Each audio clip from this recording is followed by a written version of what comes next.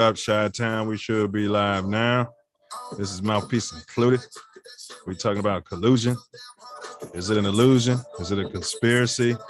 We got other hot topics we're going to break down today on Mouthpiece included. We'll be starting shortly. RIP FBG Duck. And y'all stop all that drilling. Stop the drilling. But yes, bear with us as we take care of some dry cleaning, so to speak, handle some business, pay some bills, as they say on TV. But make sure you like, share, subscribe, and if you're doggone sure, do not want to forget your mouthpiece. All right, bear with me here.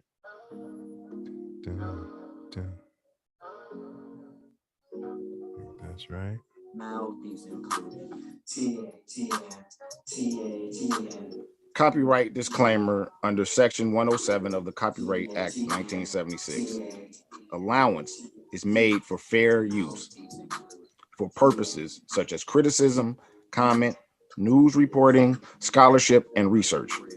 Fair use is a use permitted by copyright statute that might otherwise be infringing.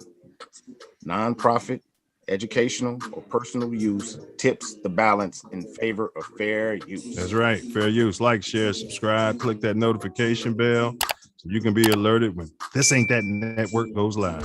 Who are the guys that are the best in the world and make the rest of the team look like a gaggle of girls? Okay, I'm in my local Ralph's, and this happened. I don't go to church, and I know God understands. I can Man, why do they keep the honey around here? God is a fan. The best. Excuse me, you know where the honey is? Who are the guys that are the best in the world and make the rest of the team look like Oh, a gaggle of cheese girls? out. The Bears. Who wants cheese head? I don't go to church, and I know God understands.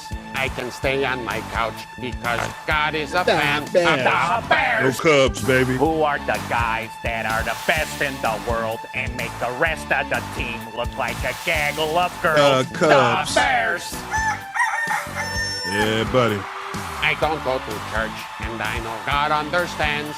I can stay on my couch because God is a fan. The Cubs. The Bears. Who are the guys that are the best in the world and make the rest of the team look like a... Well, guys, let's go to the swimming pool. Don't forget to bring your mouthpiece. Let's go take a shower. Let's go water skiing. Don't forget to bring a towel. There he is. Be sure to bring a towel so you don't get all wet. Facts. That is all facts. Be sure to bring your towel so you don't get wet up. Don't forget your mouthpiece either. It can get you out of a jam or two. Yes, sir. All right, so y'all know this is a open panel. Pull up. We're gonna drop the link into the YouTube chat. So if you so choose, if you got some Chicago nads and you got a mouthpiece about yourself, and you want to, say a few syllables on the hot topics, slide through. All are welcome.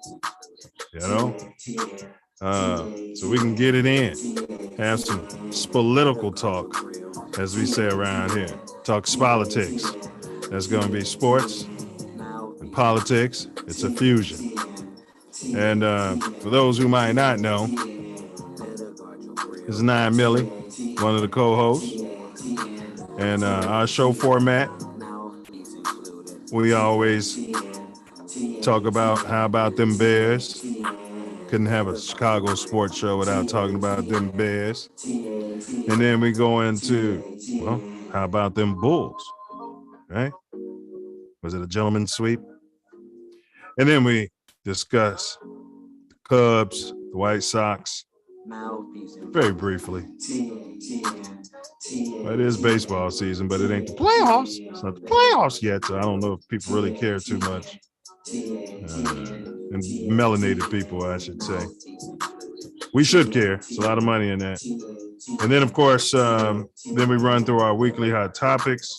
And, of course, the hottest topic, the NFL collusion with big media. You know, our premise, is it possible that all those billionaires that own those football teams colluded and started big major sports networks so they can control the narrative? Or am I just a conspiracy theorist? That's what we're discussing today. So let's go ahead and get our resident Silverback in the building. Jackie Robinson's finest manager / head coach. What it do, fool? What's going on in the shot right now, Brody? Oh man, I'm in search of some spring-like temperatures. I'm still geared up for going to the lakefront for a fall game. It's 40 degrees here, and you know, there's a chance of snow every day. I'm in search of, but everything's well. Everything's well as far as the fam in Chi-Town is concerned. Except for the weather. Yeah, man. No better place in the summertime in this universe. Well, I can't really speak for the whole universe, but I'll definitely say in this galaxy than summertime shot. For sure. Glad to do a draft night show here, even though my beloved Bears aren't a part of the draft tonight. But we'll see what happens tomorrow. Go Bears. Maybe we can package up Nick Foles and all of our 6th and 5th and 4th round draft picks and, you know, parlay that. Ones. Yeah, get 2 number ones for all that junk. Yeah. You know, you can have a fantasy if you want to. It's Nick Foles, by the way. I mean, somebody wants him. Hey, but bro, day 2 is in the draft. Round 2 is tomorrow. Yeah. Get started with the Bears tomorrow. We got 2 second-round picks. Okay. So you guys, y'all know, I just dropped the link if you want to pull up. It is in the chat, and for whatever reason, it's not letting me pin it. And there it is. Pin it. Big night for defense and offensive tackles right now. So we'll see how the later rounds pan out for the Bears. Hopefully, a lot of those offensive players are there when they're picking tomorrow. Yeah, they say is there some center or something the Bears are hot on. Looks like he's going to drop to the 2nd round. I mean, I don't know why he would fall to the 2nd round. I didn't read the article, but so it's looking good. We should be able to get some heavy jumbo up there. Talent, we can ram that ball right down the throat when we get ready to. Yeah. Well, hey, I mean, if they're talking about the Shanahan system, offensive system, and run that football, playoffs, move the pocket. Play action, move the pocket, things of that nature. Yeah, especially when you got a quarterback that can run a 4.2, 4.3, 40, and you got the heavy jumbo out there, and you're blocking, and then he gets to that outside. What can stop him? What can stop him? That's just a poor man's version of how you would run an offense on a lakefront. Exactly. 70-mile-per-hour winds gusting off of, Lake Michigan. I hear you. We should have been the Chicago Hawks, bro. You know what I'm saying? Right. Instead, we want to do a 9-step drop and see if he can survive that and get the ball downfield. Yeah, man. Well, yeah. Well, let's we'll get back there. Sox Cubs news. You got any banter for the Sox Cubs right now? I'll pull up. I haven't watched much baseball. The Sox lost again today to the Kansas City Royals. They've got another injury. Who got hurt? Was it Eloy? I think one of our big name outfielders got hurt, and he's going to be out for the next 2 months. Wow. I still understand. How do you get hurt in baseball? You know, I know that sounds ignorant, but you know what I'm saying? Like, unless you got hit by the fastball in the dome, like, what's going on? I mean, he's a hard charging outfielder, but you got the cold weather here, and they're used to being in the Republic or over in Uba. So this cold weather, you know, it lends to hurting. Pull their hammies because they don't work out all off season. Yeah, they're at the restaurant. Drinking cerveza. But you know, that's the Sox. The Cubs, I mean, they're both playing near five, you know, close to under 500 ball. Well, I give it to you now. The White Sox right now are in third place. All right. So the Twins are 11-8, and then there's a bunch of teams. All the rest of them are right around the Sox record. The Sox are 7-11, but they're 3.5 games back. They're 1-9 over their last 10, so they're in a bit of a slide. The Cubs 8-11, okay, 4.5 back, 3-7 over the last 10. So that's the baseball situation. Yeah. You want to crown them? Crown them. Both Central Division, middle of the road teams. I believe the Sox will come back once it starts warming up and the bats get hot. But you know, the pitching is gonna be determine the team. And like we said at the beginning of the season and preseason and the 1.5 week training camp they had, the pitching is hurt. They need pitching. You know, where are you gonna get it from in the middle of the season? Trade deadline or they need pitching. So I don't know who got to go over the wire to get some damn pitchers. They got to get it done. Yeah, but one thing about it, everybody had the shortened off season, you know. Yeah. So I mean, you know, we shouldn't be the only ones suffering from it. Yeah, we need pitch. We needed pitching after the playoffs. We needed pitching after the playoffs last year. It wasn't addressed in the off season. They tried to address it with another reliever, but he's hurt. So they went to extra innings today. So, you know, that means the bullpen lost another game today. So, yeah, we need pitching. Yeah, and I concur. And I you know, they were, I guess, all anticipating a lockout or something like that. Wasn't sure if they were going to get the deal done. And then lo and behold, they got the deal done. Yeah. And we're standing there with the banana in the tailpipe. Right. Having not made any moves. Right. I don't understand that. But, you know, Reinsdorf, he's still holding on and, you know, Mother McCaskey. Yeah, you know. And you got, you know, Tony La Russa. I think it's time to hang him up, Tony. I thought he was going to quit after last year and just hand the baton to his bench coach. But he's like, they're going to pay me. I can still get this done. You know, I can get this done. I can get it done. Need pitching, man. Yeah, and I mean, when you've been a manager for 40 years and you've won 1 or 2 chips, I'm no longer impressed. Right. I mean, you know, if you hang around long enough, you're going to run into the damn team. They can win a chip. I mean, 40 damn years. Man. Yeah. Man.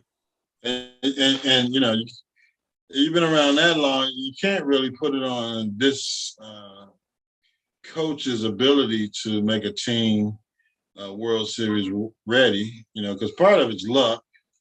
Part of it is having, you know, a good coaching staff, training staff to get you all the way through a season. And the last part is luck again. So, yeah, he lucked out a couple times, but now luck has run out. We need some talent in the bullpen. We need talent in the starting rotation. And we need some guys that can stay healthy, which is really part of the luck factor in winning a chip. So we'll see what happens. Yeah, and you'd think Tony La Russa would be, you know, in the office somewhere, you know, upper management by now. Yeah. So standing out there, you know, asking everybody, where are we? You know, I don't. You know what I mean? But I guess he figures if Biden and Trump can be president, Right. you know, he should manage a ball club, right? Yeah, I can manage something 87 years old. Absolutely. All right. Well, go Sox and go Cubs. Go Big Cubs. ups to all you Southside Cub fans out there. I know what y'all are going through. Yeah. All right. Be another 100 years. All right, so we were going to get back. We were going over the Bears. I wanted to touch on Pringle. He got arrested for driving under the influence, apparently. Yeah, they'll probably eventually throw that out. It's gonna have its fancy lawyer come in there like, it was suspicion of DUI. Hopefully he didn't, take the test. He didn't blow or do any of the sobriety tests. Yeah. Anything that your lawyer tells you not to do. He's driving a Hellcat with a partner of his and a kid in the back seat. They never described whether they had seatbelts on or he was doing donuts or whatever. But hey, the fans have been asking for players that can play football versus these choir boys that the Bears have been going out and getting. And this choir boy likes to do donuts in his expensive sports car. Luckily, he wasn't driving 200 miles an hour down the street or anything like the guy in Vegas. But he got caught doing the donuts, blocking out traffic when the smoke from his tires. So he got arrested, and we'll see what happens from there. I'm sure there'll be like a one game suspension, a slap on the wrist to show him what to do. But the Bears can't afford that with our thin wide receiving corps. So we'll see how this pans out. Well, the GM said, he knows him from, I guess his days KC, and he was saying that, he talked to him and he didn't want to say too much, but he said no one was injured. And I think, he's not going to cut him. He didn't come right out and say anything like that. So he's on a 1-year deal. Yeah. So this was a prove yourself contract for this guy. I don't know why he was signing a 1-year deal with the Bears. Please give me 3. You don't have any wide receivers. I mean, you got all the leverage, but that's between him and the agent, or maybe he just wanted to prove himself and get his big contract next year. I mean, I don't know. But, maybe the league knew he was turning up every night. Turn up, hit the club, get in the car and turn up. They're supposed to have top-notch security, except when it comes to the owners. We'll get back to that later. But, we need the guy, depending on his skills and him gelling with just in time. So we'll see what happens. Definitely they're going to probably discipline him for at least 1 game. We'll see what happens in the draft, and we'll see who gets cut in the preseason, because the Bears are hurting at wide receiver.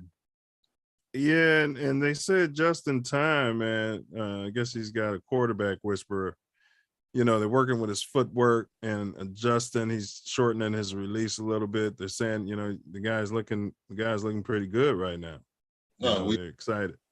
We just start working with his footwork this year and his release. Yeah. They that just started this year.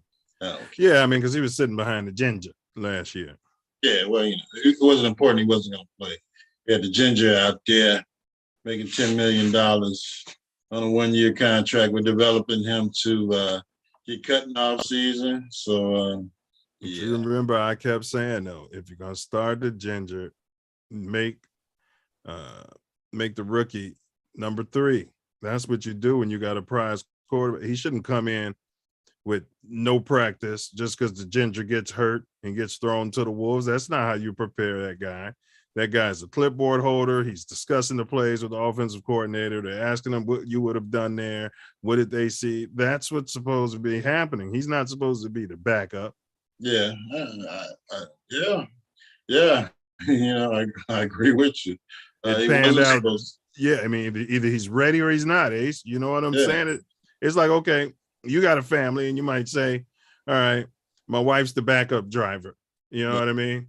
But you might make a decision to say the youngest kid is the backup driver. And I mean, nothing's going to happen to me, but if something happens, either the kid is ready or the kid isn't, which means the wife should be the backup driver. And then if something happens to both of y'all, then the kid can get up there and do his best. Right. Yeah. Right. I'm gonna drive to Miami with the kid as the number 2. Right. Right. And let my wife get scammy. And we're dependent on the kid to get us on the down the highway with no experience. Who you who you and the wife discussed and came out there and told everybody this kid's not ready to drive. That's why he's not driving us all the way there.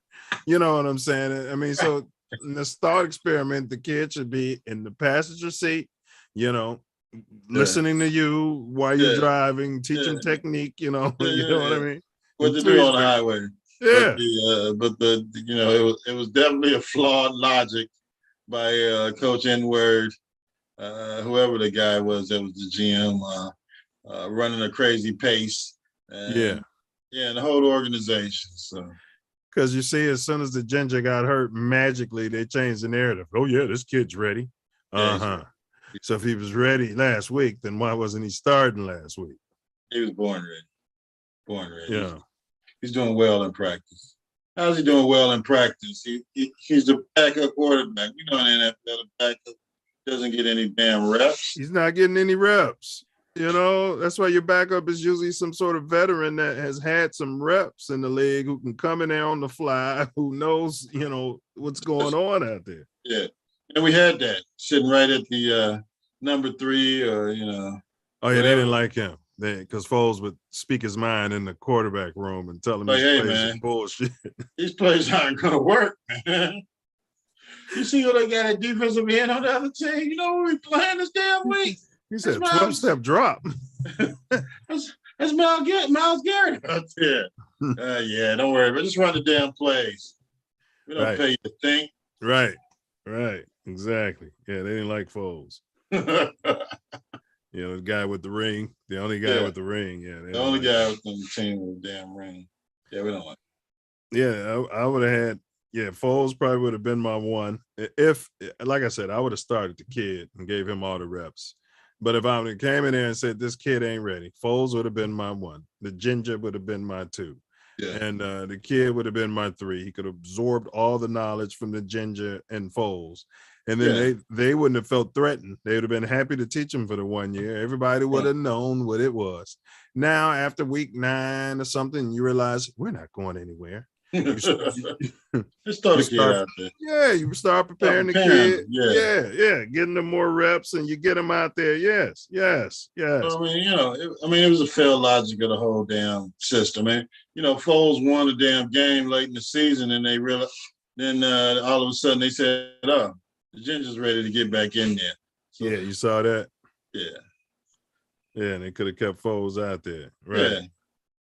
And it's like they're punishing Foles. They won't even trade him for 2. No. Or the Diesel, they can get a high 1 or a 2 for this guy. Better for Russell Wilson.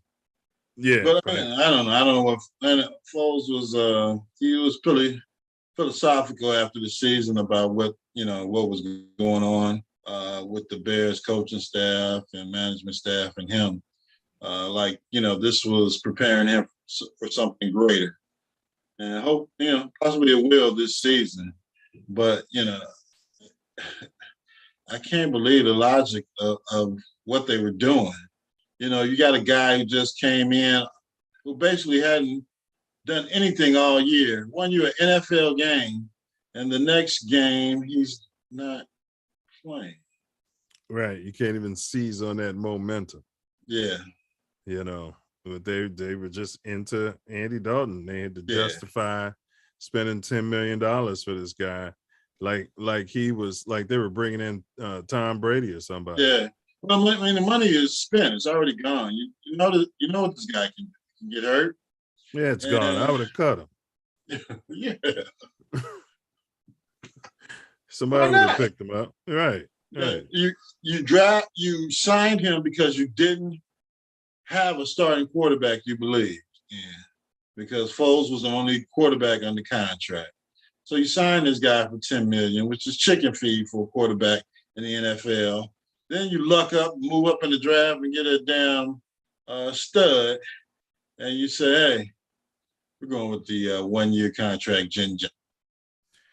Right. Right. Or if you didn't cut him, you could have used him as trade bait, like some have said. Use Nick Foles, the Ginger. You could have a round pick Ginger once one of the quarterbacks got hurt. You know what I mean? The Ginger made. I'm sorry. The Ginger made $3 million a year before for the Dallas Cowboys, and then they cut him. They let him go. Then the Bears paid him 3 times that salary to come here and stick up the place, and guaranteed him a starting position to sign him. Guaranteed him a starting position. My gosh, I think he's making $3 million this year. Whatever team picked him up. Yeah, he's sweeping the floors for the Rams, I think. Yeah. All right. Well, you got any other Bears comments? We're going to push past this. Looking forward to tomorrow and the second round of the draft. We'll see what kind of magic the Bears can pull off. There's going to be a lot of players available in those 2 second-round picks. So hopefully they scout it well and find the best athlete or best player at the position once their draft picks come up. They need a lot of help in a lot of positions. So it's a process. This year isn't part of the process. This year is, hopefully building the foundation of the offensive and defensive lines. And then maybe we can do something next year with our number 1 pick. If we don't trade. Yeah, I can see that. All right. Well, how about those Bulls, bro? They are what I said they were. They were gonna go 4-1 in this series. Luckily, they won that game in Milwaukee. Unfortunately for them, they didn't make any adjustments after that. And Milwaukee beat them to death at the 2 games in Chicago and went home and closed it on out. Yeah. So, a lot of people are saying, they had a good season, which they did. They made the playoffs. You can't take that away from the team. They haven't been there in 5 years.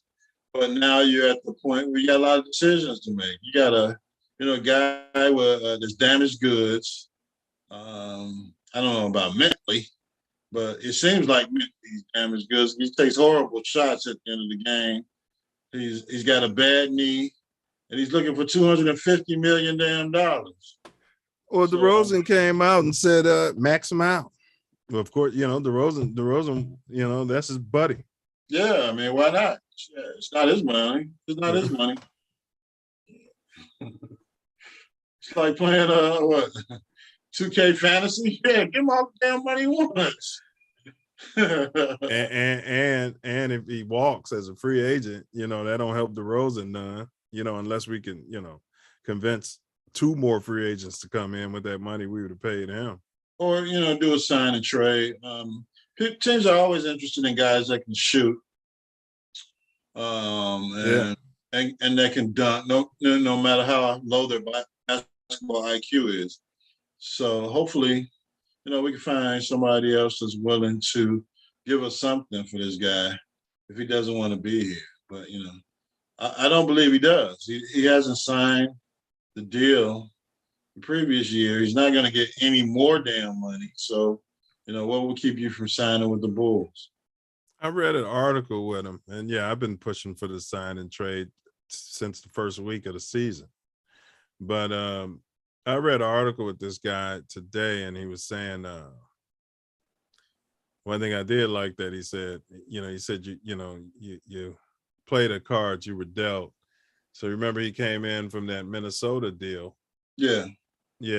And I forgot he was leaving for Sacramento. He signed with them, but he's restricted. and the Bulls. Yeah. So you're right. He's been trying to get out of Dodge for a minute. Yeah, but he was coming off knee surgery then. Yeah, but he had the gall to say, at least I didn't cut and run. I like the fact that he took a shot at, all the LeBron type guys and all of them, but you tried to cut and run. Right. You want to go somewhere. And the fact that you want to go to Sacramento really tells me you don't give a damn about playing for the Bulls. Or winning. Or winning. Right. Winning. Yeah. Who the hell wants to go to Sacramento and play ball? Tell me you want to go to Golden State and got nixed or they traded you or something, but right. The Lakers or one of the flash franchises. But to tell me you came to Chicago and didn't cut and run and go to Sacramento. Yeah, because you were on a restricted deal. Yeah, you're in the house the damn Michael built. So now he's saying he's never had this freedom. So they all like to say, yeah, I just want to be courted. You know what I mean? Well, what? Why do you want to be courted? They can't offer you no more money. Right. This team is going to give you a supermax deal. I mean, which I don't agree with. I don't want him to walk because we gave up capital to get him. But to, tell them you want to be courted and they're going to pay you a ridiculous amount of money to play 6 games a year. I mean, well, maybe we can sign and trade with Golden State because that's who wants him and that's where he wants to go. We can end up with Jordan Poole. We get another Jordan in town. Okay. And then maybe, a draft pick on top of that. You know what I mean? I think Golden State just might do something like that. Well, I mean, yeah. Let's take 50-year-old Iguodala. I'll take Jordan Poole. Oh yeah, because we're gonna cut Iguodala as soon as for his salary. His neck's hurt right now, bro. This dude, man, they were talking about him. I'm like, wait a minute, I thought he was doing a podcast. I'm like, he's back on Golden State. All right, but we can take him just to, that's cut that money. Yeah. And take a draft pick, and that might work for salary cap reasons. Yeah. Take a Jordan Poole, Iggy, and get a low one. It's better than losing them for nothing. Yeah. I believe they can figure something out. We don't hear much from the president and general manager of the Bulls anymore. They made some great moves in the offseason. They found DeRozan. If we can get the ball kid healthy, and they can figure out something to do with Levine, I'd still feel good about the Bulls. But they need size. Maybe we can package Levine with a couple of draft picks and a couple of our first round picks and Nick Foles, and send him to New Orleans and get the big fat kid there that everybody's fat shaming now. Zion. Yeah. We bring Zion in and we can sign Rodman to some 10-day contracts. And if you're going to bring Iguodala in, you might as well sign D-Rod. I bet you can get more rebounds than anybody on the Bulls team right now. I'd love to see his antics. Boy, you think he had antics then? Oh, man, he'd be pissing these players off, boy. I give him 5 minutes a game just for the antics, bro. I'd start him. You want butts in the seat? I mean, that's part of it. You bring Dennis Rodman back? Oh my gosh! He played the first 5 minutes of every game and the last 5 minutes of every close game. Just antics. That'd be great. And I bet you he'd be the leading rebounder on the Bulls. All right. You got any more Bulls info? Because their season is done, and you're bringing back the coach. I was very disappointed in his playoff adjustments. Yeah, I want to give a kudos out to Diesel on his lack of confidence in the coach we had. Yeah, because his playoff moves were questionable even in Oklahoma City when he was coaching there. So, management's got to be taking a look at that to see if this guy can get it done in the playoffs. You made it there. Now, what can you do? Yeah, but that's almost equivalent. And I hear what you guys are saying, and I haven't watched, full disclosure, a second of it all season. But it sounds to me like, okay, all right. Well, we did do that. We fired what was the Bulls coach before Phil Jackson? Kevin Lockman. No. He's ex-NBA player. He's always nervous talking about closing quarters. Doug Collins. Yeah. Yeah, you remember Doug Collins. So what I'm saying is he was a player's coach.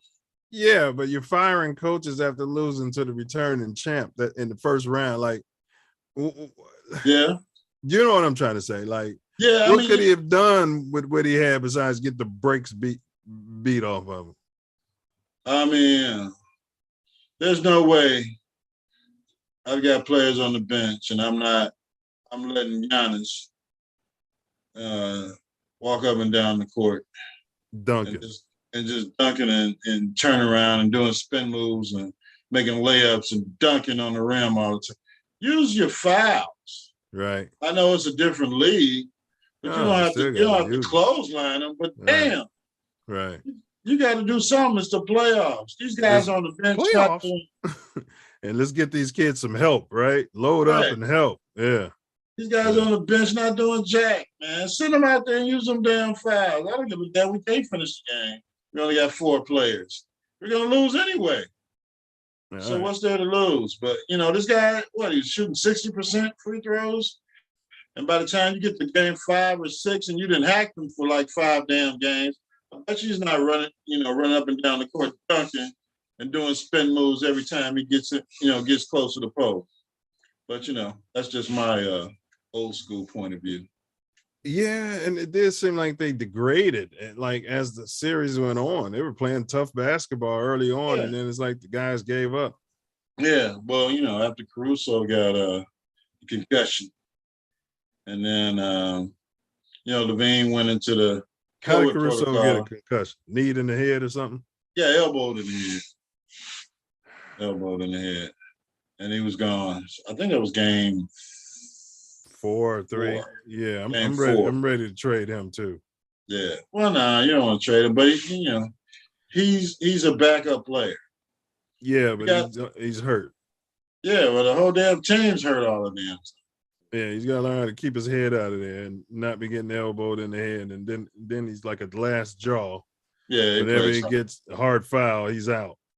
You know what I mean? Plays hard. That's why they put the guys on the bench for. Send them in there to catch those fouls. Correct. Yeah. Correct. But that's just me. Yeah. I mean, but your best ability is your availability. And, I'm spoiled because, our old school Bulls used to be out there day in, day out playing. Yeah. You know what I mean? I've heard of no breakfast club for the Bulls now. I know they have those days they're supposed to lift and, Oh, no. Yeah, they're just getting massages and stuff like that. Hitting with the massage gun, getting in the cold tub, and that's it. That's all they're getting. Yeah. So, what you got? Any closeout remarks on the Bulls as we jump into the playoff brackets? Well, they made it to the playoffs, so they won't get a lottery pick. I don't know. Like you said, we can maybe package up Foles and Levine and a draft pick. Yeah. They can make it happen next season. I think Reinsdorf believes in this president and GM. For this year, they're looking for Ball to come back. We got DeRozan back, but they need somebody to rebound the damn ball. You got the kid, Listen, Williams. I give up DeRozan and Levine and Foles in a first round pick for the big kid out of Duke. Out of Duke? The big kid. They were fat shaming in New Orleans. Oh, he's Zion. Zion. Yeah, I give all that up for him. Yeah, well, that's a consideration. Yeah, look, they won 2 games in their playoff series, and if they added those 2 players, they probably could have gave Phoenix a nice little run. No, they probably would have won. Yeah. They would have won. They'd have shook up my playoff board like yours got shook up with those damn Brooklyn Nets. Who? Mine? Yeah, weren't you picking the Nets to I know make it out of the first? You talking about the Eastern Conference Finals with those guys? Yeah, that wasn't me. I told you I've been seeing their crap all season, and you can't just hit a switch and cut it on and cut it off whenever you want to. Yeah, that was definitely not me. Okay, well I won't put that on you. Yeah, no, you got the little cream puff, Durant and Kyrie, which we're going to discuss a little bit later. But we had the same. I think we had the same. I had the same as you as far as going to the Eastern Finals. It was Golden State, and I think it was. I mean, not Golden State. It was Milwaukee, and then I think it was Miami. If not Miami, Milwaukee, Miami. Yeah. All right. So, but let's go through this now. But Brooklyn. I told you I've been watching that crap all season. We're gonna turn it on. We're about to hit the switch. They don't play no defense, right? They don't do nothing. Right. Yeah. Well, they got superstars. They thought they had the LeBron factor going into the playoffs. We're healthy now. Well, if Durant hadn't blown out his Achilles, then it would have been a different situation. He still had a lot more spring and bounce. Yeah. What's Kyrie's problem? He didn't play half the season. You should be fresh. Yeah. Well, that's a whole nother issue.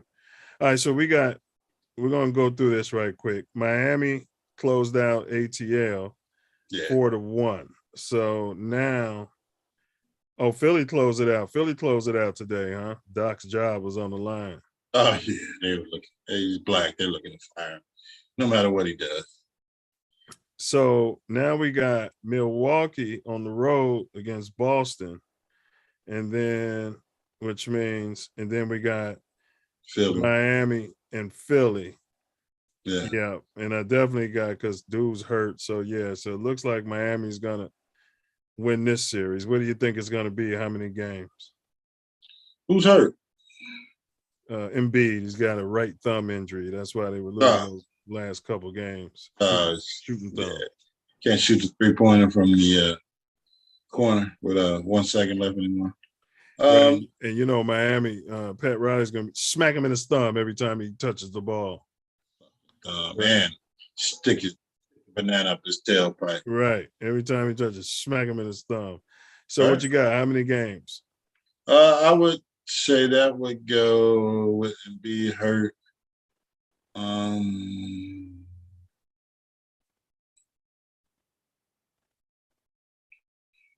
I'd say 6. Because wait a minute. He's hurt. You got Miami. I'd say 5. Another 4-1 series. Because they're gonna press this damn hand. That's you got the New York Knickerbocker, Pat Riley, and they're gonna Miami press Heat. the glove, they're gonna press the beard too. Yeah. They've been, people have been making these big guys, like I've been saying for years. Pick these guys up full court. Everybody's not a damn point guard. He's a point forward. Pick him up full court with a point guard and make him turn and take his rock. You know what I mean? Yeah, like the Bulls did against Magic. And Magic was actually a point guard, but they slowed him down.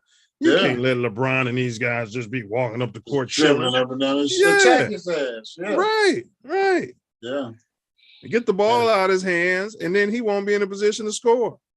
Trap him at a half court, make somebody else beat you.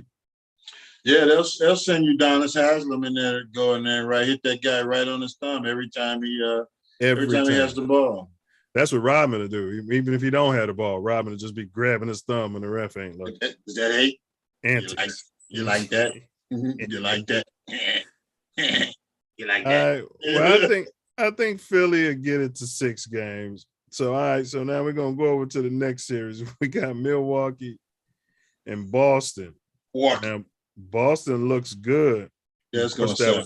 That was against Brooklyn. It's going 7. 7. That means it's going to be on the road because we both got Milwaukee coming out of this series. Yeah. I'm going to say Milwaukee in 6. Well, you got a hurt player. You're right. Yeah. I'm going to have to agree 7. Yeah. Because you don't know when, what's his name is going to be back. Middleton. Yeah, I mean, they'll probably show up like game 3, 4. Probably game 3 in Milwaukee. Coach will be there, helping them out. Yeah, working with the training staff. He was a, college football player and trainer. So he'll tell him what he needs to do to get back healthy, play against Boston. And, I see it going 7. That's going to be a dogfight. But it's going to tune up whoever comes out of that series for the Miami series. Yeah, I'll be there in Miami on the 14th. Nice. Yeah. It's the Big Suns. South Beach graduating. Yeah. So I plan on catching at least one of those playoff games down the south. All right. Well, when you're there, don't drink the Coca-Cola. Nah. All right. Here we go. We got Phoenix. They beat New Orleans. And then so Dallas is up 3-2 against Utah. Interesting. And I feel like Dallas is going to win that series, which means they play tonight or tomorrow. Tonight, probably playing right now. They got to be. Yeah. So I don't have a lot of confidence in either team. So against Phoenix in the next round, well, who you think is going to come out of that? And then so I think it'll be Phoenix against Dallas. Yeah, Phoenix in 6. Okay. All right. Phoenix in 6 because they should be getting healthier by then. Yeah, I mean, Luka's hurt and Booker's hurt. But if they can close out against I think Booker's hurt. So they close out tonight. So they'll get a couple days. Hopefully for Phoenix, they go another game for the other series, and Booker gets another couple days to heal up the hammy. Well, right now the Mavericks are down 5 with 3 minutes and 33 seconds left in the quarter, and Mavericks are at home. Go ahead, though. Oh, they're at home. Yeah. Yeah, so you're looking at maybe a game 7. That would definitely favor the Phoenix Suns. So you're looking at pushing the series back 5 days. Oh, so Booker can get healthier. Yeah, healthier. Yeah. I'm still going with Phoenix in 6. The Lakers in the other series for LeBron and AD. Yeah. So all right. So now the other series, Golden State closed out Denver. Yeah. The MVP got gentleman swept, but he balled out. And then you got Memphis up 3-2 against Minnesota. That's a series. Yeah. But I feel like Memphis are gonna take care of business. So man, that next series, Golden State and Memphis, we both got Golden State Phoenix in the Western Conference Finals. But that one, I might cut the TV on and watch that series, bro. Ah, okay. Well, you're talking about skill, 3-point shooting skill versus a lot of athleticism. Man. So who's going to win versus athleticism? You got experience also. And youth against wisdom, right? But the youth has got the home court advantage. They sure do. So you got a hell of a lot of experience. But I think I think Golden State will bring out the thumper. They're gonna sick Draymond Green on everybody on Memphis's team. They're not gonna put him on Ja. Oh no. So who will have to deal with Ja Moran? It can't be. They thought it was gonna be Iggy Dower, but he talking about his neck hurt. Neck's hurting. Neck and his back. Yeah, my neck would fall. My neck would be hurting too if I had to play against that guy. So Steph coming off an injury can't do anything with him, and you got your Clay coming off an injury. You don't want him hurting himself. Yeah. Yeah. You had to put Wiggins on him. Yeah, Wiggins doesn't play any defense. Yeah, but I mean, you got nobody else. Poole. You might as well he gonna get his, so let him get his. Yeah, I think the big part of this particular series will be the experience of the players and Steve Kerr, his coach. He comes from an era they're not. I mean, John Morant has a certain amount of great talent. The rules are different, but he's not going to let them hopefully but I just remember that 90. Was it 90? What was our first Bulls team to win? What was that? 91. Yeah. That team was young and there wasn't much talk about them, but they had a 3 seed. Yeah, Michael Jeffrey. Yeah. Scottie Pippen. Yeah, but those guys were just names back then. Jordan wasn't, but those guys, they Michael Jeffrey, Jordan. They hadn't had the experience and none of that. Yeah, but they, were playing against an older Laker team, man. And they had a coach that knew how to make some damn adjustments. So, I don't know if the Memphis Grizzlies have that. Time will tell. Who is their damn coach? Right. Who knows? But hey, he's got him as a 2 seed in the damn Western Conference playoffs. So he must know something that he's doing. He knows how to ride that hot horse. But I gotta go. I gotta still stick with Golden State. It's gonna be a great series, I believe. Yeah, it should be a great one. Just to watch. Yeah, absolutely. With even I see them making the adjustments for that 3-point crap they were doing against Denver because there was nobody to really guard the perimeter for the Denver Nuggets. You're looking at a totally different series against Memphis. So, but Memphis did have a couple chinks in their armor against Minnesota. So, we'll see what happens. All right. Well, this guy is Taylor Vetter Jenkins, born September 12th. All right, 1984. The head coach of Memphis. He's born in Arlington, Texas. He's 6'3". High school at St. Mark's School. Don't say anything about college. Well, I guess that's playing. I don't know. I don't even think he went to college. We'll see. 2008, he was an Austin Toros assistant from 08 to 12. And then from 12 to 13, he was head coach at Austin Toros. And then he parlayed his white privilege from that to assistant in Atlanta Hawks, but he did that for 5 years. And then he became the Bucks assistant for 1 year. And then then he ended up getting the head coaching job. He studied at Wharton. So he's an Ivy Leaguer. Wharton School of Business? Yeah, wow. Earned a Bachelor of Science in Economics while concentrating in management and minoring in psychology. Wow, okay. He interned with the Spurs 07, 08. Got the Spurs system on his belt, okay. Yeah.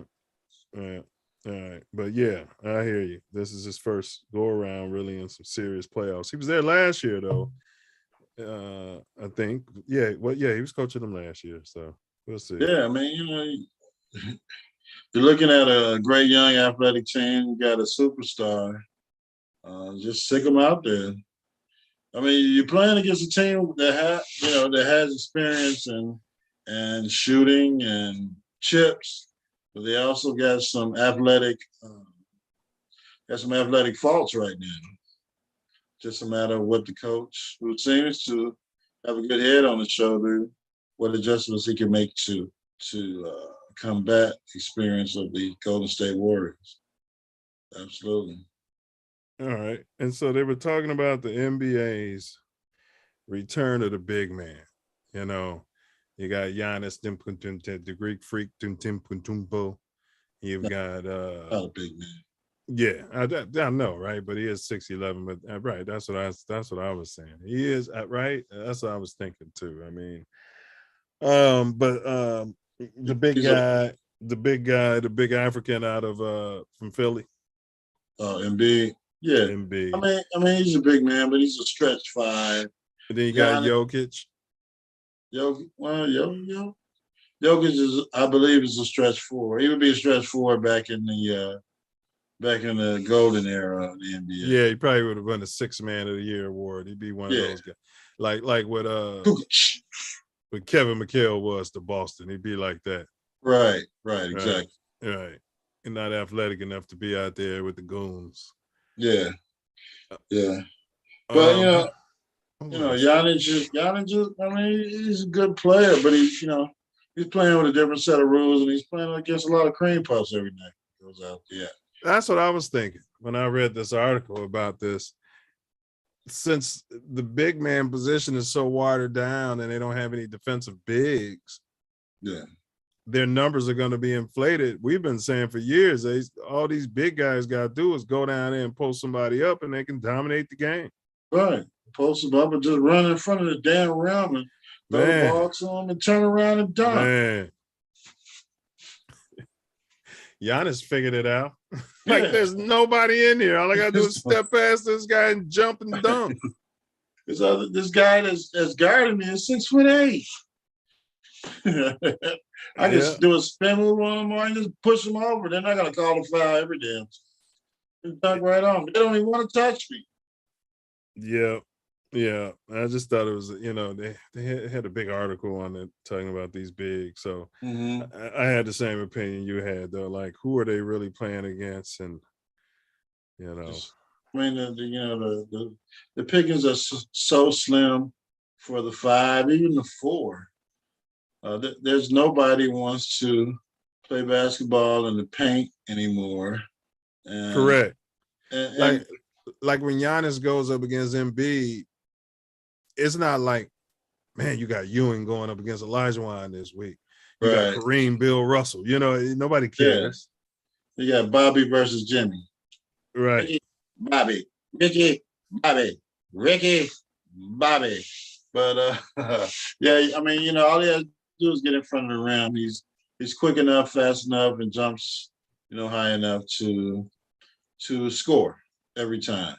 Until he gets old, he can't jump anymore. And we'll see what the next era of big men in the NBA are. Facts. All right. We'll say, all right, well, return of the big man.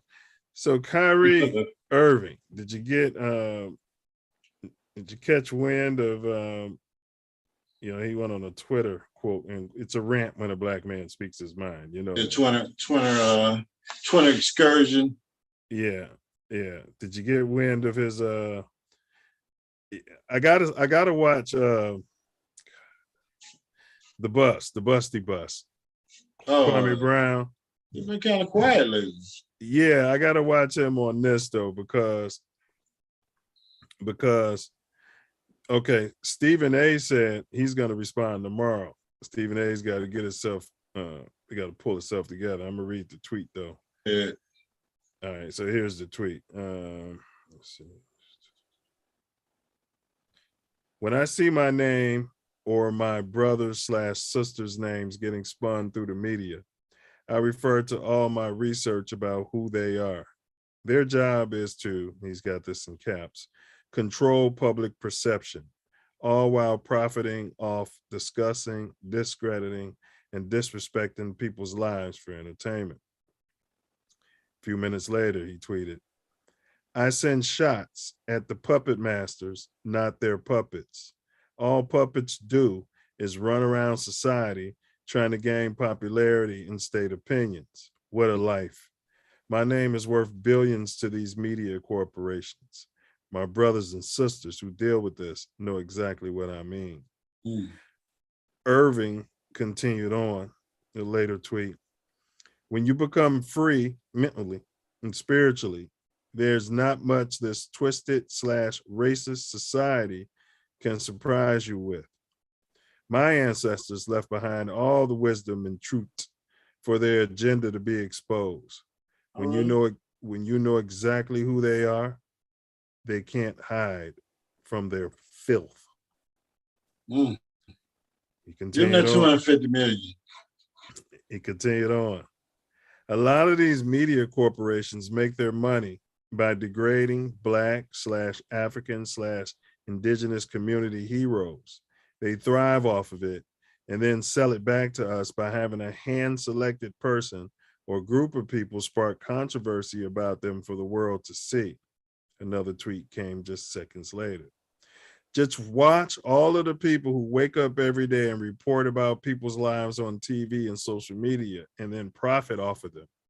Then they justify their jobs by saying they get paid to say how they feel. LOL.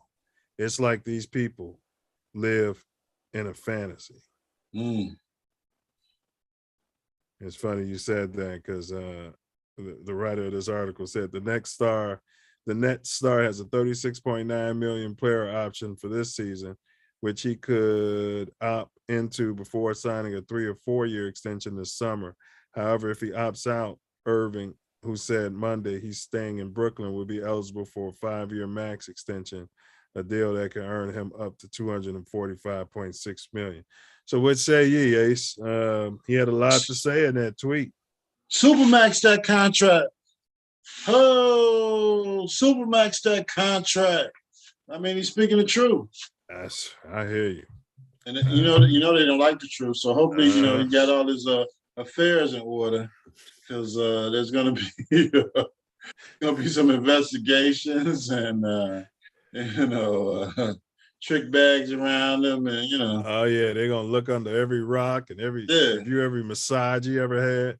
Yeah. But I concur with everything he's saying.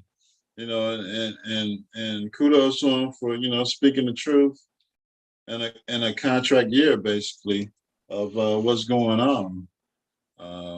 It's this particular pundit is being propped up to do what he can to disparage the name and the season and whatever happened this year for Kyrie based on his feelings of his health and the jab that was being forced upon people all over the U.S. Yeah, and it's funny along those lines. Jamie Foxx went in on this particular pundit because of how he was carrying on about the guy with the Kardashian, Ben Simmons. Not Ben Simmons. Is it Ben Simmons? Yeah, he's one of them. Yeah, well, yeah. He was carrying on about him. And he's probably want to get with one of the Kardashians. Yeah, probably so. Yeah. He lives up the street from him. But yeah, you're right. Somebody told him what to say. But anyway, he went in on him because this guy was just going hard, man. Like, and he said that, but you don't go hard on like Tom Brady and Aaron Rodgers. Like you might have one thing you say about them when you have to, but you don't just harp and lay your foot into them and lay your knee on their neck and suck the life out of them and question every penny they make. Yeah. Yeah. So Go ahead. So maybe Jamie was speaking his truth. So which is not hard to believe. I mean, this guy's a clown. So it's a matter of who's willing to step out there on this big platform and say what they really, really mean to say. Well, you're right. But then you get Stephen A. This guy Kyrie never mentioned anybody by, proper name. Yeah, right. And Stephen A. comes right out taking it all personal, as he should. And I'm going to respond to this on Friday. I'm saying, And then he said, I want you to know this isn't coming from ESPN and this ain't nobody else. And he started naming his bosses, his masters. It is. They told you to stand down while they write your script. Yeah, the colonizer said, listen here. Don't let this go on. We're going to tell you what to say in a couple of days once we send it to legal. And and get back to you. So whatever we put on the teleprompter, just read it. Because, bro, they never said nothing about the Joker, damn near getting swept. Yeah. I know his players were hurt around him and all that, but they just said nothing about it. No, that doesn't mean shit. I mean, if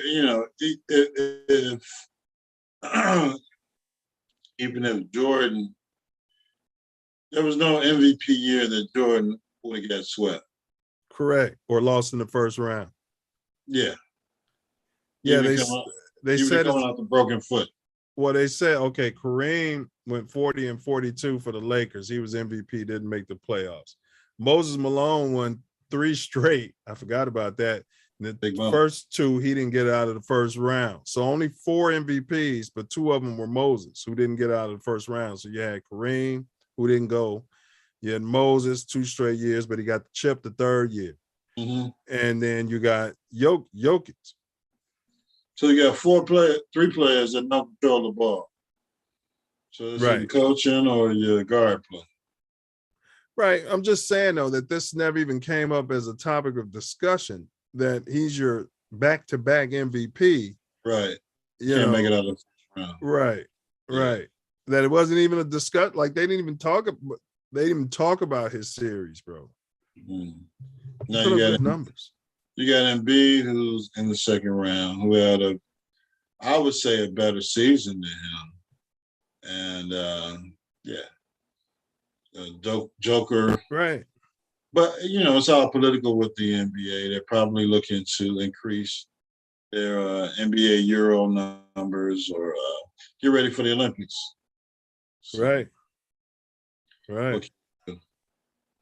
All right, so I say free Kyrie, and we'll cover what Stephen A. Coon's response is as soon as his masters, Yeah, big ups to Jamie Foxx and Kyrie. Yeah. Kyrie being in a contract year, basically, the $39 million he can opt in for. But if he opts out of the contract, there's no way he can't make the $200 million. It might not be $245, but he can make whatever amount of money he wants to make. So, stand up in your truth and tell them what they don't want to hear. Bro, they got Stephen A. just cooning it like he ratchets it up another level every day. I don't know what this guy's end game is, what they're promising him. Well, he got the new contract. I mean, he's the highest paid guy on ESPN. Well, that's what he thinks, and that's what they tell the world. That's what they tell him, yeah. Right. But even to that point, this is your role. This is what your contract is for you to do what we say and for you to say what we want you to say. And, you're going to do that, or we're going to end your contract. Or, we'll sell you to another network. Sell you to World Wrestling Federation or some shit. I don't know. But, he's already sold his soul. So, they really don't have anything to fear. I think they must have promised him a management job at the Knicks and, make him a billionaire or something, because I don't understand. And I really don't think he's from New York or wherever he claimed he's from. I just question it all at this point. Yeah. It's terrible to see. I really don't watch ESPN. But to have him, representing Black journalists is just a shame. Most of them are former players, So, they're just trying to find their way after their careers to pick up this check, take them to, wherever they want to take them to. But I don't feel that they would, anybody that works with them would, say half of the asinine statements that he gives against black athletes. Yeah, he just piles on. It's just disgusting. All right, small ups to Stephen A. All right, so let's push past this. Tyson Fury, the guy who apparently is named after Mike Tyson, Really? says he's the GOAT. Yeah. I mean, oh yeah, he says GOAT. Yeah. Based on his record or beating Wilder, or I don't know. What is his well, his basis for his synopsis? He's never unified the belts. Yeah. Yeah, he's got a chance now, but he decides he wants to retire. Yeah, I mean, he never unified the belt. So let's see, Tyson. Sure. To me, he's basically only fought one person, and that's Wilder. Fought him 3 times. I was in Vegas last year right after the fight because my airline screwed up my damn flights. It's one of those weekends where they were the technical glitches. It was the Bears weekend against the Raiders, and Fury versus Wilder. And it was my anniversary, and they screwed it up. But we made it there. Had to get you. Well, he's 33 and 32, 0-1. But again, he's never had, like, how can you call yourself the GOAT and you've never had the unified title? Right. And you're fighting a bunch of bums from around the world, a bunch of tomato cans, and your only real fights in the U.S. have been against one person. And I think it's disrespectful to the fight game for him to even utter that out of his mouth. But I guess, other fighters, I don't even think Mike Tyson said he was the greatest. He did. No, he would never say that. Yeah, he gave it up to Ali. Ali, yeah. He would never say that. Because this big bum, nobody even watches his fights. Like, nobody even cares. How can you be the greatest and nobody even wants to see you fight? Yeah, I mean, he's down every fight against Wilder, at least. He gets up and, he leans on him for a few rounds, and then he hits him and, knocks Wilder out. That's not exciting. It's not pugilism. It's just, wearing a guy down because the referee will let you hold him and right. And physically wear him down. Some people consider that, part of the science of boxing. Yeah, in the heavyweight division, I don't think so. It's just a boring ass fight. Right. All right. I think this has been a long time coming. The referee got attacked by the Ute team. This happened. I'm sorry, I didn't mean to laugh. No, did you see video of it, Ace? The basketball ref. Yeah, it was a brother. Yeah. I saw. I didn't see a complete video, but I saw a slight video. The players and the coaches and the fans jumping on them. Yeah, just for sake of time, I'm not gonna run it. But yeah, he was saying that it wasn't even he didn't feel like he, had an impact on the game. But that just show you how out of touch these refs are. Look, I'm not condoning kids jumping on, referees at all. But I'm just surprised more of this doesn't happen, if you want me to be honest. Yeah. I mean, yeah. I am. Yeah. A lot of these refs don't really have a philosophy of the game. I don't know, just there to pick up the $35, $50 for the game. But if you call the game consistently through the game, or if you tell the coaches or the teams, like, we're going to let you play in the first half, and then, maybe in the second half, we're going to, stick closer to your rules of fouling and dribbling and, traveling and all that stuff. Then at least the teams and the coaches have an understanding. But if you're out there, free balling, the whole game. The fans who are up, that Saturday morning or all day Saturday or Sunday. And those to watch fans are family. Yeah. Right. And they're gonna be upset. Like you're watching, them blow the whistle on one side of the court, but not calling any fouls on the other side of the court and things like that. Yeah. I'm just really surprised that it doesn't happen more. More. Well, yeah. I mean, and some games it could be racial, some games it just can be the homers, and some games it could just be, stupidity on the referee's part. Or they don't like a player, or they don't like a parent, or they don't like a coach. Yeah. Right. And or combination, or they're getting that $50 and somebody offered them an extra $50 for a couple calls to go their way. No, okay. That's say less. That's what they say. Hit me after the game, or you cash at me during the game, whatever you do. We can get this going.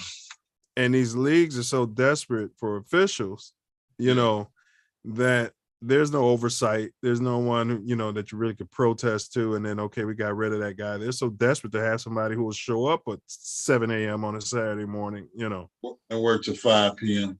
Right. But yeah. I mean, it's just a matter of, there's a definite lack of officials across the country for youth sports. So, it's a matter of the large number of leagues that's taking money from kids and parents, buying uniforms and traveling with them, versus what they can produce, which is a quality league with a quality game and quality officiating. So, unfortunately, that's the era we're in. Facts. But everything is so scrutinized and televised nowadays. Even if you as a youth, you be going into another gym, the refs are going to cheat, and other teams going to cheat, and that would tell us as a club to raise our game, because we know we're already playing at a deficit. Now we got to go ahead and give these guys the business. So no matter what they do or the ref does, we're going to win. So, but and this is the era of participation trophies and consoling your kids and rubbing their backs, and next time we'll get those guys. Nah, we're here right now. Let's get these guys right now. They want to cheat. Let's give them something. What they want. We're gonna give them everything they want. And if they beat us by 1, they'll know they cheated to beat us.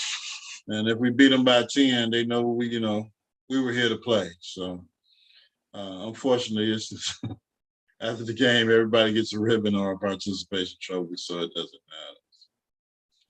matter. Hey, let's get back to basketball. Get the officials in, get them cleared, let the parents know the rules, and let's play some basketball.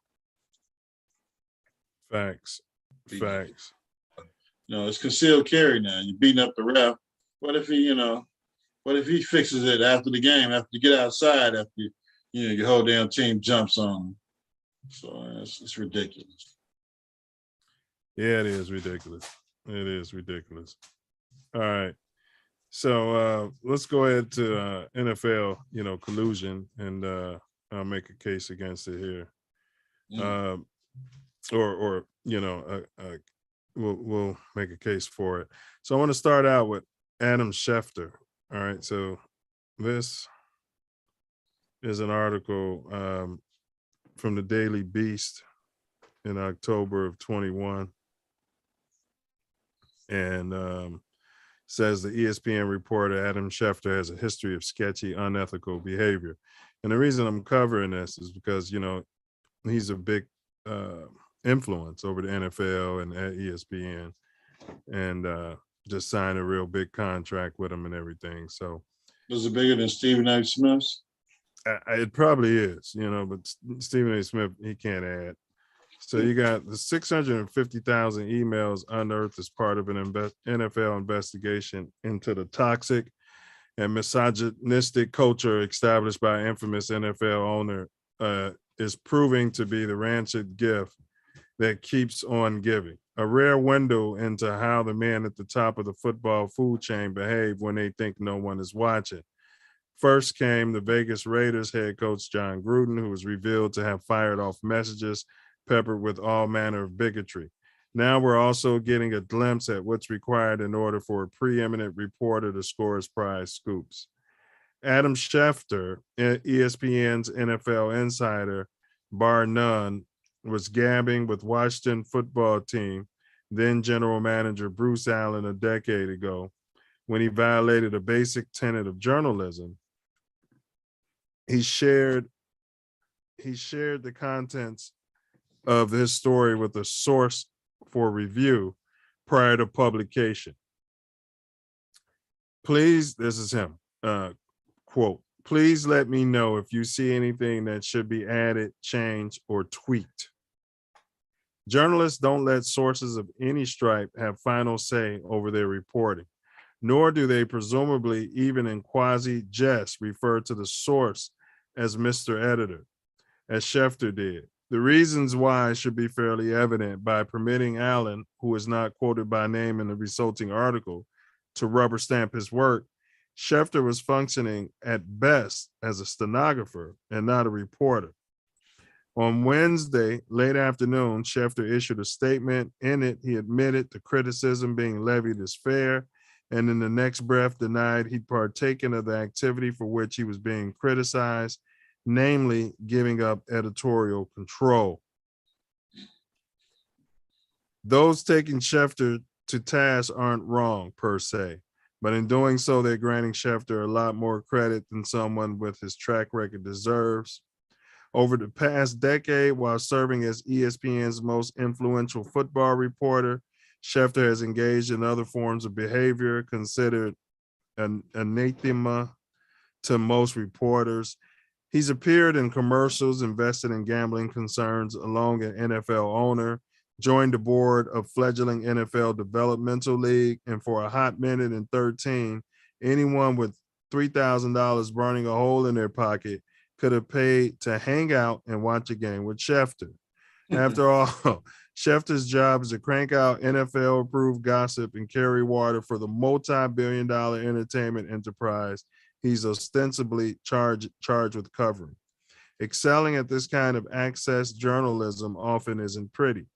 Shefter and others of his ilk have to maintain and properly nurture chummy transactional relationships with the NFL power brokers and agents, doling out choice bits of information and hip-pocketing others. In exchange for their clever horse trading, they're rewarded with tidy exclusives about looming trades and ongoing contract negotiations. Fans, the type of fans enjoy placing a wager or who dig fantasy football, eat this stuff up. As such, Shefter has been granted a lofty perch at ESPN. If putting this much prize product out means Shefter will on occasion defend a domestic abuser or push the NFL's preferred politics while claiming to be apolitical, well, that's at the time's grim cost of doing business. I'm wrapping it up. As long as he keeps attracting eyeballs, there's zero chance ESPN will move Shefter from his high profile. Those successes may be why whenever Shefter gets caught running a questionable side hustle, the worldwide leader issues a wishy-washy statement and rides out whatever brief outcry ensues.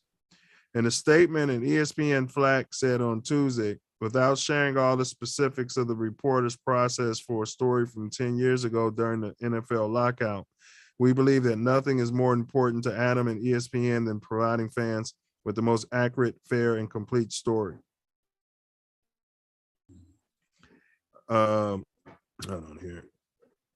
That's a long ass article. Ghost ride the whip.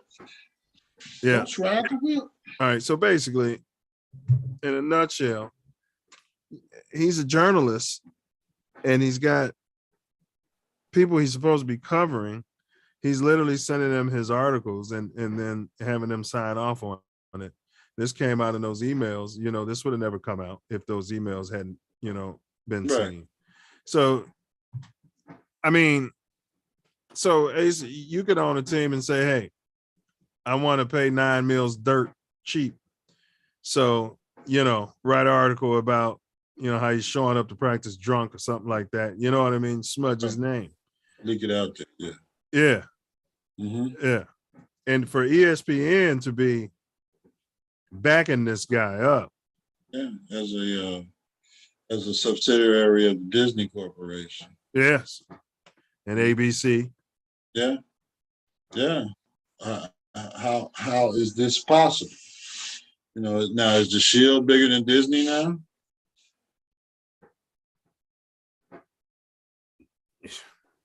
There's got to be collusion on both parts somewhere. You've got Disney with this great wholesome type family atmosphere, and if Greg Anthony or one of these reporters happen to be caught with a certain lady of leisure, they're immediately fired. But you got this guy out here fabricating stories or just releasing stories for these teams that he's writing for, or for the Shield, just to hurt these players' value on the open market. So how is that good and wholesome reporting or journalism as far as the Disney Corporation or ABC or ESPN is concerned? They got to know what's happening, but it's the collusion with him, collusion with the league, and it's terrible to see. But once they have control of the narrative, what is the player to do? What can he do? Exactly. What can he do? And you brought up a good point. Is the Shield bigger than Disney? Maybe Disney's taking the approach, cut it out or cut me in. So maybe the Shield has just got so much money that they're just breaking bread to, keep things moving, moving along, business as usual. Well, possibly they've got, Monday Night Football now. They've got, games on ESPN and ABC, and they host the Super Bowl games, and cut me in, and we can work something out. We can have Adam Shefter exclusively writing for you. He's the whole NFL's beat reporter, closely in line with you to do your bidding. So it would be interesting if we can get other beat reporters around the league or other reporters for that deal exclusively in football to speak on exactly what's going on with this guy and the NFL. But chances of that happening are pretty slim. Yeah, and after all these years of his scandal, they reward him with a major contract. So you marry that with the Commanders, formerly known as the Washington football team, formerly known as the Washington Redskins. Yeah. So they're mired in a sex scandal. Yeah. What do you call that? What do you call that? Harassment. It's harassment. Yes. And somehow Adam Shefter and ESPN, they're not talking about it much, if at all. No, you got a super story of a coach who was working for ESPN at the time and sending these emails back and forth with the owners and Adam Shefter and all these guys on this email stream with these racist comments and all of these disparaging marks about women and quote unquote minorities. And nothing ever came out besides the few statements they decided to unleash that John Gruden, who wasn't an NFL employee at the time,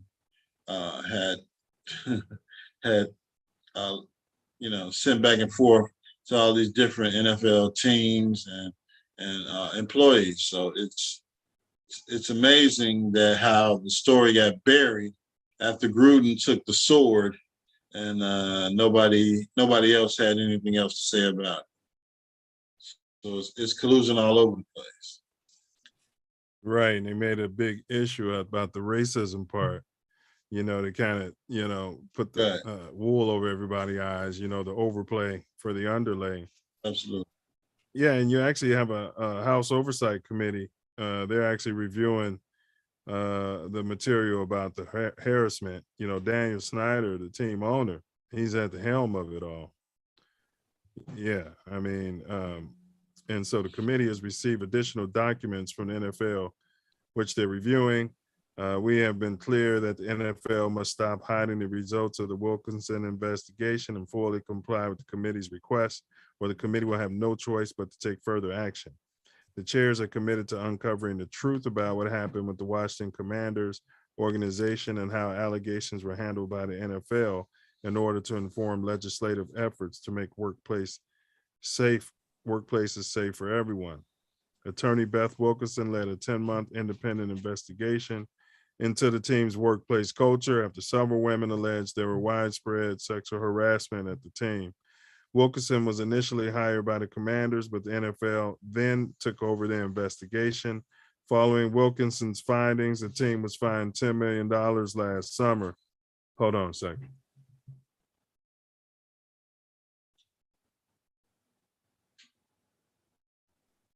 But a full written report has not been released publicly. The NFL has said Wilkinson provided a verbal report to protect the identities of some people who participated. Both the Commanders and the NFL had until midnight Monday to provide the House committee additional documents related to the investigation. However, the NFL and team officials were at odds over the release of documents.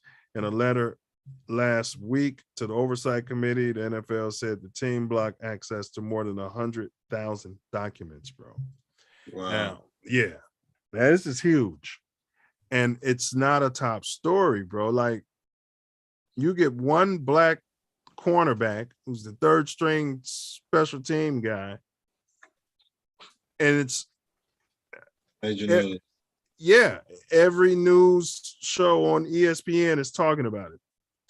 Every news site, from morning to the world news, to sports news, to team news, to tabloids, to the View in the morning, and every show. Good Morning America.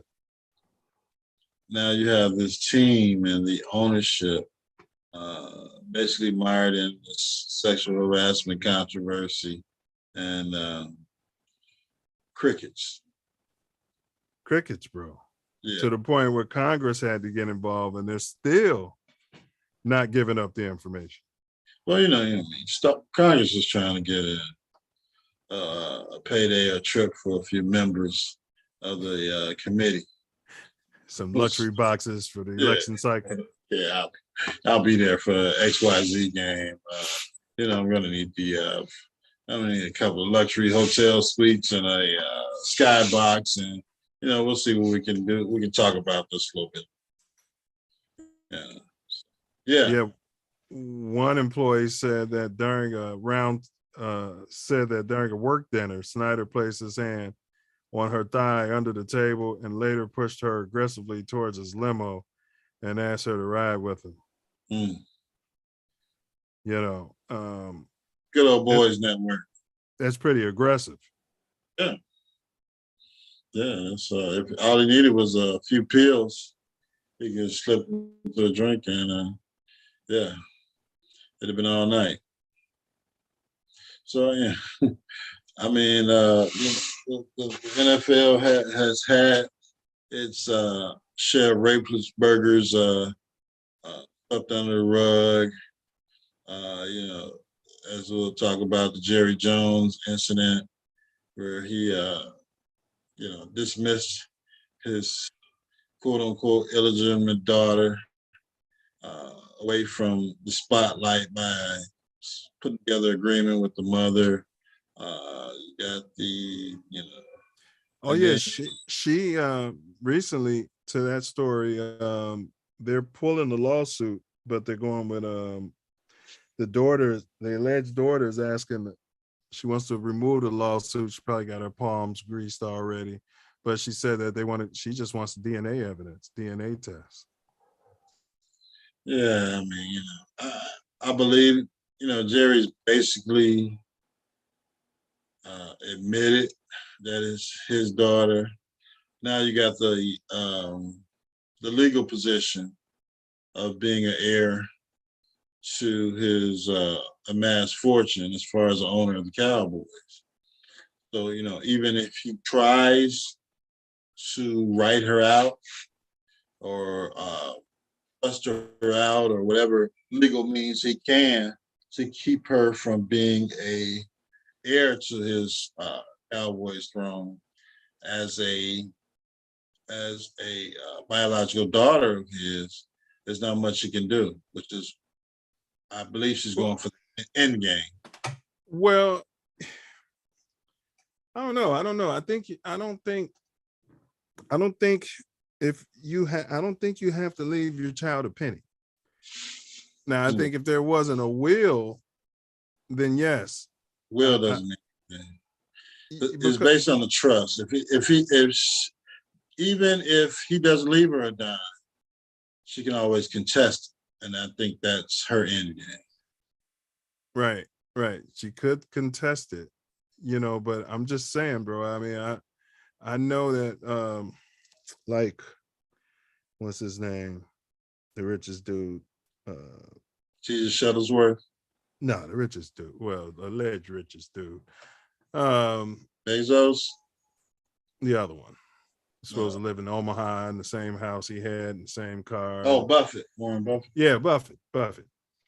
Yeah, Buffett. I think he's leaving each of his kids, I think he said like $1 million, and they tried to sue him and take him to court. It's like, this guy's rich, and they lost.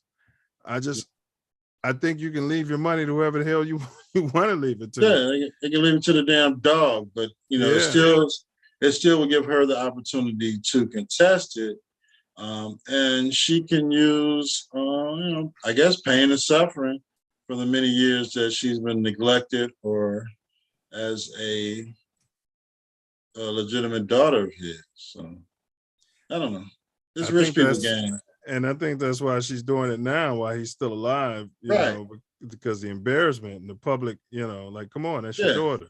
Right? So you can pay me off now, or I can do whatever I can to your legacy after you're dead. So. Right. Yeah. But the fact is, they don't cover that story. No, of course not. Because Jerry would say, it's all nonsense. It's personal. It's the family. I'm going to handle it. And keep that under wraps. Right. You don't see Molly Quorum talking about, well, but she said, you don't see her, defending all these women from the Commander's sex scandal. You don't see her, but you understand what I'm saying, bro? Like, something's not adding up. Well, plus Jerry Jones is a friend of the Bushes, so those people know they might come up missing if they dip into his personal business a little bit too much. Well, it's funny you said that, man. It's a guy that was an informant in the Trump case. They found him in Cali. He was an informant, and I think he was living in witness protection in this whole Trump case. They found him dead outside of a local high school. The kids at the high school, like, we can't figure out why they dropped his body off here, but yeah, he got whacked, bro. So it's funny you said coming up missing, right? Yeah. I mean, even through the entire Bush administration, especially the W, people would end up, having, he went home on a Friday. Yeah, he seemed to be having a great weekend. He committed suicide. Oh yeah, Clinton too. You remember they shot somebody hunting. and Yeah. the Bush team. They went out hunting, and oh yeah, we thought he was a deer. We shot him. Yeah, remember that? It was some lawyer guy. This is America. All right. So you got that. Then you had the Cowboys sex scandal on top of that, right? Yeah. That really got limited coverage. Yeah. You know. It's always a narrative they can't really control if it gets out. Like, even the cabinet thing, it was fodder for the press, but Correct. A sex scandal inside your organization, the collusion that was involved with Kaepernick. You never heard anything about that damn case. No, you didn't. Once it was settled. So everybody signed everything, and everybody got what they wanted to get, and everybody paid what they were willing to pay, and then it was over. Well, like you said, and this is America, but that's not how they allow the brothers to handle their cases, or anybody that's not in the old boy club. Yeah, they want to go. They want to go talk to his sister that just got out the crack house, and talk about how the hell he used to mistreat her for his whole life, even though he was rich, quote unquote. Yeah, they want to rake him and his family and everybody against the coals, and he can't just write a check, and right, absolutely. Right. So it brings us to the question. I mean, I was postulating, Ace, that these billionaires, they get together, they call themselves a sports league, they have enough money and influence to control the media. I mean, who's to say that Adam Shefter isn't a spook? Who's to say that Stephen A. Smith isn't a spook? I mean, there's no one to say it. I mean, these guys, the Shield is worth billions of dollars. You got the NFL that have an antitrust agreement with the government. I believe they're still considered a non-for-profit. Now, what kind of ridiculous BS is that? With all the money that they're raking in all over the damn world. Yeah, I think the commissioner is getting like $40 million a year or something. Yeah. So I'm sure they pay well. They lobby well to keep this status as a non-for-profit agency, even though your commissioner is making $40 million a year. The owners make billions of dollars a year. You have these TV contracts that are ridiculous, and the only stories we hear are about the misgivings of the players that are at the bottom of the pay scale. Correct. Yeah. Correct. And I think that those emails, Ace, it has damning information about more than just NFL owners. I think you're gonna have some ESPN execs, some Fox execs, all intertwined, making comments. Absolutely. I mean, you're speaking of 100,000 emails. They're thinking that they're on their own private, good old boy network. Yeah, but it ain't cryptic. They didn't understand how computers work. Yeah. So, I mean, it was even to the point where the hackers haven't come out with these emails and information and blackmail these owners. Right. Which, they normally tend to do for this type of information. So they must have gotten on top of it fairly early and did what they could to block these servers or whatever they had to do. Or maybe they are paying the hackers. Yeah, maybe. Why wouldn't they? Right. That's why the hackers hadn't released it. Yeah. Build these firewalls or just drop that bag. And there's nothing anyone can do because nobody's coming after you, in the U.S. Except for maybe some hackers, and if you're paying the right people or paying the right people to protect you, the story goes away. And see, I don't think Papa Bear Hallis, I don't think the Hallis family was ever involved in that old boy system to that level. You know what I mean? I don't think, and I think that's why the Bears get such bad calls against us, and we get treated a certain way, even though we're one of the founding teams. Yeah, I don't think they were part of, like, I don't think you'll see Mother McCaskey's Mama Bear wrapped up in those emails. Yeah, no. Yeah. I mean, because they're still a family-owned business. Right. And the guys that were involved in all of these misogynistic and racist and they made their money in other ways, and then disparaging emails, you have had this autonomy of power for all these years. So anything they say or do, they don't care who knows about it. It's just as long as it doesn't get out to hurt their bottom line. Well, could this all be just a run on Daniel Snyder's team? I mean, he's running around there in the district. And like you said, there's a lot of political stuff going on out there. Who knows who he pissed off? Looks like he's going out like the Clippers owner. I mean, broke the law to get him.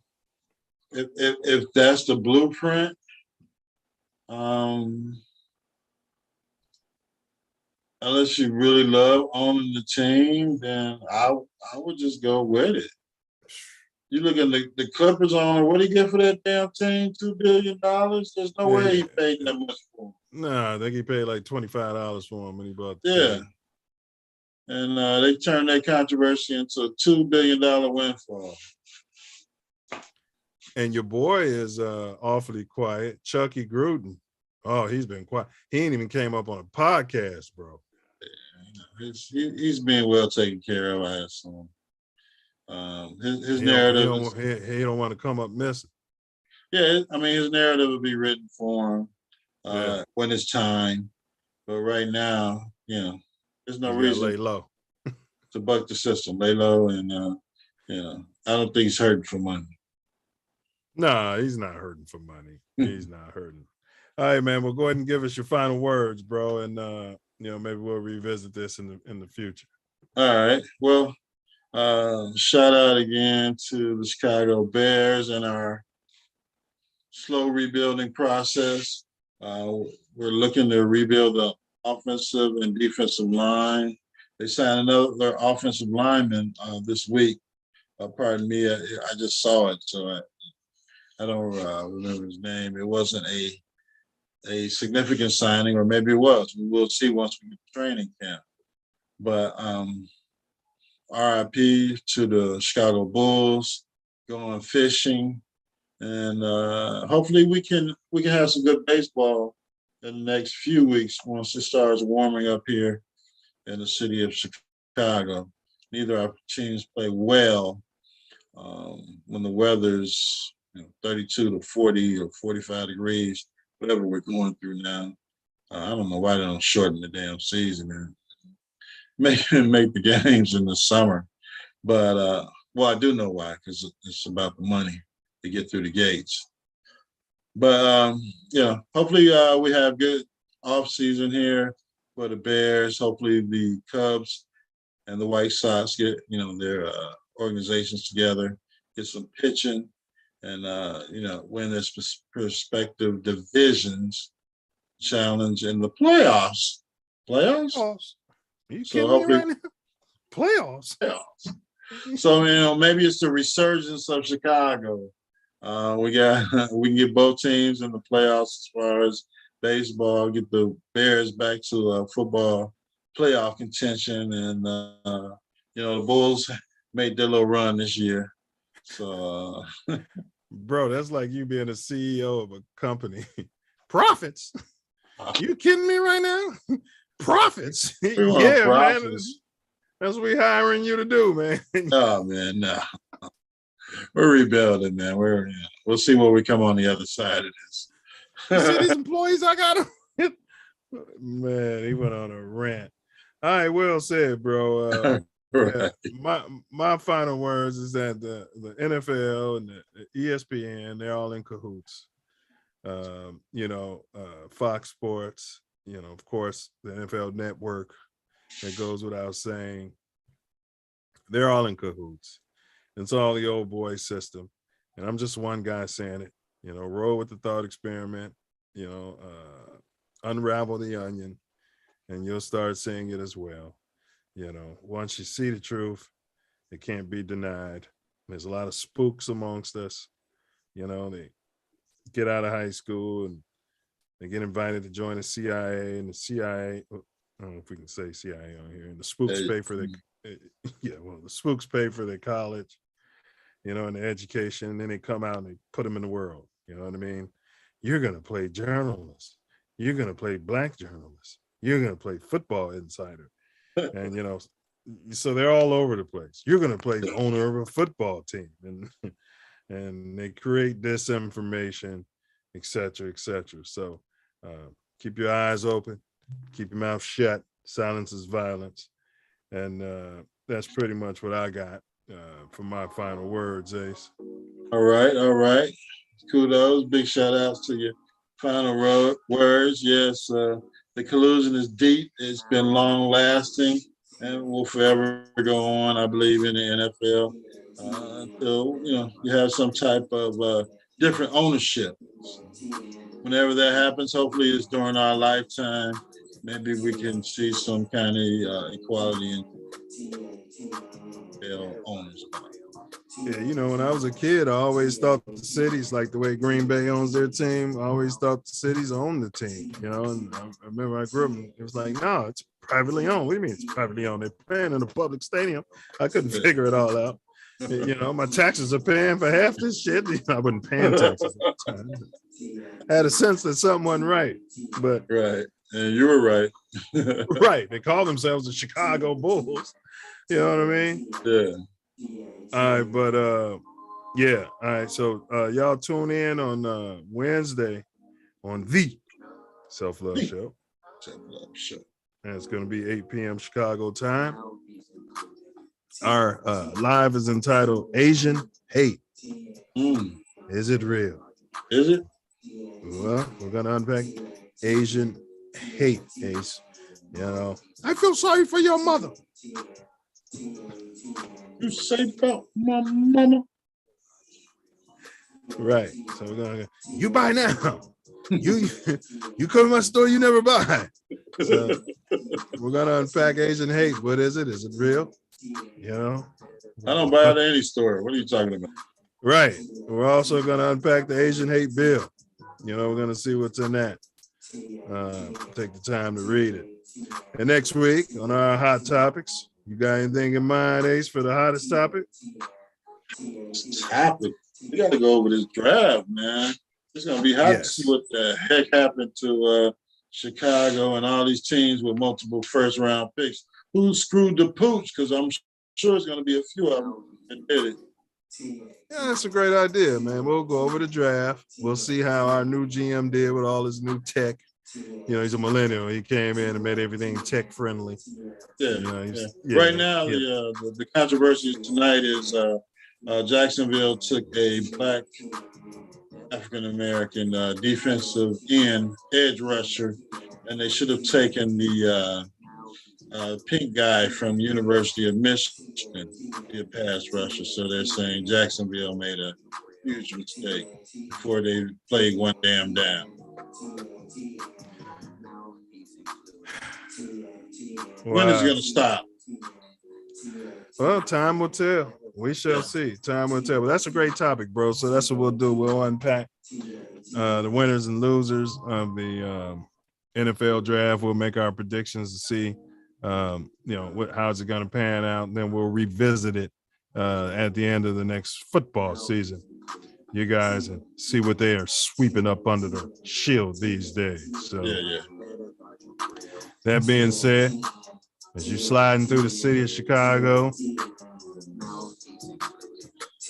look over your shoulder, check your blind spot. If you're rolling through Inglewood, keep your dukes up. Oh, man, keep your dukes up. Guard your grill. Knuckle up. Keep your head on the swivel. Oh, for sure. And don't forget to. Don't forget it. And don't forget to. ESPN. And don't forget to bring your mouthpiece. Yeah. Yeah. Yeah. Yeah.